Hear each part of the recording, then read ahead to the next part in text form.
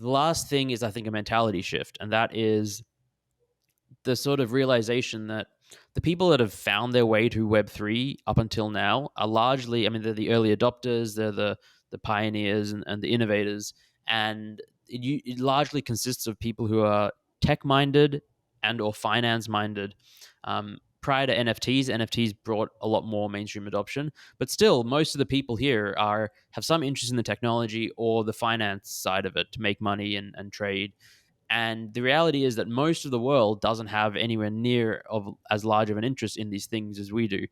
And I think for the better part of 2021 and a good chunk of 2022 and certainly still today, but to a lesser extent, people in the space tend to market the space to those outside the space about, hey, you can make so much money, you can get rich quick. There's play to earn games, there's learn to earn, there's walk to earn, there's everything to earn, which sounds good to some people and certainly the people that are in the space. But the reality is there's a lot of people out there that don't want to financialize and commercialize every aspect of their lives, and it's certainly a danger.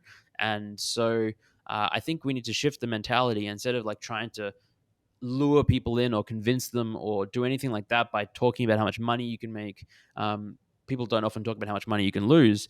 It's just kind of take the money out of the equation and think about maybe the real world use cases of how this technology can just make our life easier, maybe more seamless, maybe faster transactions, and maybe there's money in a way where there's no downside, there's no risk. So we take the speculation and the financial the gambling out of it from like coins and tokens and things like that. And you think about, well, maybe it can save you money by eliminating the fees for middlemen and things like Ticketmaster is a great example. Everyone hates how when you buy tickets to an event, you pay 19.95 Ticketmaster fee and then 7.95 website fee and then 4.95 because we're called Ticketmaster fee. It's like there's fees on top of fees on top of fees and all these terms and conditions, and it's very not good for the end consumer. It's not even good for the event provider because then they get a lot of their customers are unhappy because there's all scalpers. And anyway, blockchain technology can solve and improve that process, and it's hard to imagine people being unhappy about it. But we need to get to a point where it's easy, it's seamless, the infrastructure is there.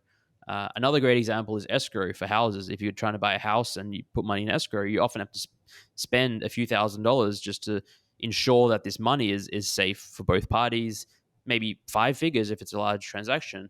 That can be solved by a smart contract, but it has to get to a point where people trust smart contracts.